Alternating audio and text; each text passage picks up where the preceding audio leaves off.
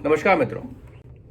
आज चर्चा करेंगे भगवत गीता श्लोक 5:18 और 6:32 के विषय में, जिसमें इंट्रोवर्जन या फिर समदर्शिता के बारे में बताया गया है, इक्विनिमिटी एंड इंट्रोस्पेक्शन की पावर्स के बारे में। तो पहला श्लोक है, विद्या विनय संपन्ने ब्राह्मणे गवि हस्तिनी शुनि च शपाके च पंडिता समदर्शिना। और दूसरा श्लोक है, आत्मोपेन सर्वत्र संपश्यति यो अर्जुन सुखम वा यदिया दुखम स योगी परमो मता। पहला जो श्लोक है 5:18, विद्या विनय संपन्ने, जो इंसान विद्या और विनय से संपन्न है, क्योंकि जब ज्ञान आ जाता है तो अहंकार का नाश हो जाता है। जिसमें अहंकार का नाश है वो विनय है, विनीत है, वो हम्बल है, उसमें कोई एरोगेंस लेश मात्र नहीं रह जाएगा। इसीलिए जब ज्ञान आप में प्रज्वलित हो जाएगा तो अहंकार स्वतः मिट जाएगा। इसीलिए विद्या और विनय साथ में जाते हैं। जहाँ पर विद्या है और विनय नहीं है तो समझ जाइए वहाँ पे ढोंग है, क्योंकि जो परम ज्ञान है वो हमेशा परम तत्व की तो आपको खींचता है, और जब आप परम तत्व में वापस चले गए तो फिर आप में सृष्टि के जो विभिन्न अंग हैं, वनस्पति और पशु और इंसान, वैसे डिस्टिंक्शंस नहीं रह जाएंगे। इसीलिए ज्ञान, परम ज्ञान की जिसको प्राप्ति हो गई है वो विनयशील हो गया। विद्या विनय संपन्ने, संपन्ने मतलब टोटली इन्फ्यूज्ड, प्रॉस्परस। विद्या विनय संपन्ने ब्राह्मणे गवि हस्तिनी शुनि च शपाके पंडिता समदर्शिना। वो इंसान गवि यानी गाय, हस्तिनी मतलब हाथी, विद्या विनय संपन्ने ब्राह्मणे गवि हस्तिनी शुनि च शपाके। शुनि और स्वपाक, शुनि मतलब कुत्ता और स्वपाक मतलब चंडाल, जिसको हम लोग डॉग ईटर बोलते हैं, जो कि शूद्र से भी नीचे के वर्णाश्रम में चंडाल का तो आश्रम है ही नहीं। तो इसीलिए जो नीचे जाति की होती हैं, शूद्रों से भी नीचे, उनको चांडाल शब्द यूज किया गया है। तो उसको शपाक उन्होंने कहा, जो कि डॉग्स को भी खा ले। तो इसीलिए ऐसे जो लोग हैं उनको भी जो समदर्शिता, एक दृष्टि से देखे, पंडित भी लास्ट में उन्होंने बोला, पंडित मतलब जो विद्वान है। तो ये जो 5 चीज उन्होंने बताए, गाय, हाथी, आपका कुत्ता, चांडाल और पंडित, ये पांचों को एक हिसाब से जो देखे, वही समदर्शिता को जो देख रहा है वही ज्ञानी है। और जो ज्ञानी है वो विनयशील है। उसकी क्या क्वालिटीज होती हैं? वो है आत्मोपेन सर्वत्र संपश्यति यो अर्जुन सुखम वा यदि वा दुखम स योगी परमो मता।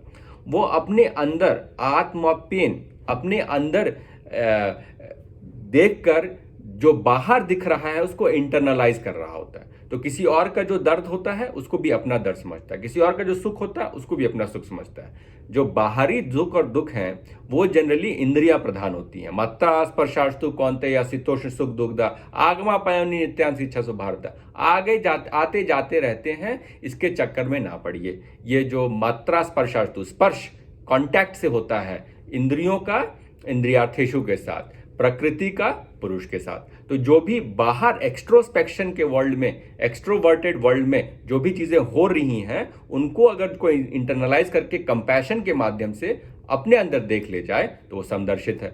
और जो समदर्शित है वो दूसरों का सुख दुख को अपना सुख दुख मानता है, मतलब उसका अंतः चक्र एक्टिवेट हो गया है। एक चीज नोटिस करेंगे कि 3 प्रकार के जो योग मैंने आपको बताए हैं, भक्ति योग, निष्काम कर्म योग और ध्यान योग, इनमें सबसे ज़्यादा स्पेशल क्या है? सबसे ज़्यादा स्पेशल है ध्यान योग। क्योंकि ध्यान योग में सारी पावर जो है वो डीप कॉन्टेम्पलेटिव मेडिटेशन की है। वो पावर आंख बंद करके स्वतः अपने अंदर खोजने की है। चाहे वो सगुण ब्राह्मण को खोज रहे हैं इष्ट देवता की इमेजिंग के द्वारा, निर्गुण ब्राह्मण को खोज रहे हैं बीज मंत्र धारणा ओम द्वारा, या फिर आप अपने धर्म को खोज रहे हैं अपनी एक्टिविटीज को विश्लेषण करके, या फिर संकल्प को खोज रहे हैं जो कि गलत है उसको सही करने के लिए। ये 4 चीजें मैंने आपको बताई हैं ध्यान में करनी है। सगुण ब्राह्मण की प्राप्ति, निर्गुण ब्राह्मण की प्राप्ति, धर्म का खोज और संकल्प का सृजन। ये जब 4 हो जाएंगे तो फिर आपको सही मार्ग पे आप चलने लगेंगे।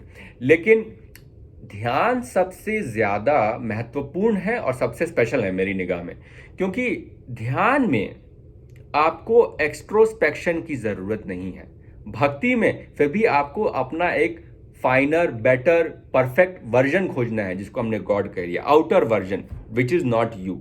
आप अभी वहाँ नहीं पहुँचे हैं, अहंकार के कारण आप अलग हैं। तो इसलिए आपको एक आउटर जगह जिसकी स्तुति करनी है, किसी की चैंटिंग करनी है, किसी को अर्पण करना है, जो भी आप कर रहे हैं वो एक्सट्रोस्पेक्शन बाहर जाके करना है। उसी प्रकार निष्काम कर्म में भी, निष्काम कर्म में आपको एक ऐसे इंसान को ज़्यादा दुखी है और जो इंसान आपसे ज़्यादा तकलीफ में है, अगर आपको वैसा इंसान नहीं मिल रहा तो आप निष्काम कर्म नहीं कर पाएंगे।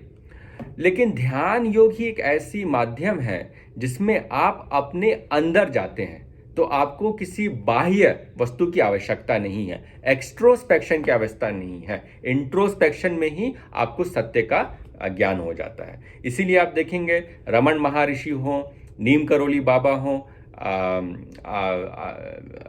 जितने भी महान पुरुष हुए हैं आपके, महावीर, जैन धर्म की जिसने स्थापना की, उन्होंने भी 30 साल की उम्र में बच्चों को, बीवी को छोड़ के निकल गए। सिद्धार्थ, गौतम सिद्धार्थ, बुद्ध भी चले गए। उसी प्रकार रमन महर्षि ने भी अपनी माँ को छोड़ दिया छोटी उम्र में ध्यान करने के लिए। इन सारे लोगों ने ध्यान किया। ध्यान में आपको सच्चाई का बिल्कुल डिटेल में ज्ञान होता है और उसको शब्दों में कई बार व्यक्त नहीं कर पा सकते हैं, शब्दों की बहुत लिमिटेशन होती है। इसीलिए समदर्शिता जब आप में आ जाएगी तब आप सबके माइंड को भी रीड कर सकते हैं, सबके थॉट्स को भी जान सकते हैं, कोई क्या कर रहा है वो जान सकते हैं। और एक इससे वो अहंकार में नहीं आते हैं, क्योंकि वो महातत्वों में पहले ही जाके विलीन हो चुके हैं। तो इसलिए मित्रों, समदर्शिता बहुत जरूरी है और आत्माप्यन सर्वत्र संपश्यति यो अर्जुन, अपने अंदर इंटरनलाइजेशन बहुत जरूरी है। और बोथ समदर्शिता और आत्माप्यन, इंटरनलाइजेशन, दोनों चीजें आपको ध्यान में हासिल होती हैं। इसीलिए रोज ध्यान किया कीजिए। मन नहीं लगता है तो भी 2 मिनट, 5 मिनट सवेरे ब्रह्म मुहूर्त में, एकाकी में, सॉलिट्यूड में आप ध्यान करिए। और जो 4 मार्ग में बताए हैं आपको, सगुण ब्राह्मण, निर्गुण ब्राह्मण, धर्म और संकल्प, उसकी स्थापना ध्यान में करके आगे बढ़िए। जय श्री राम।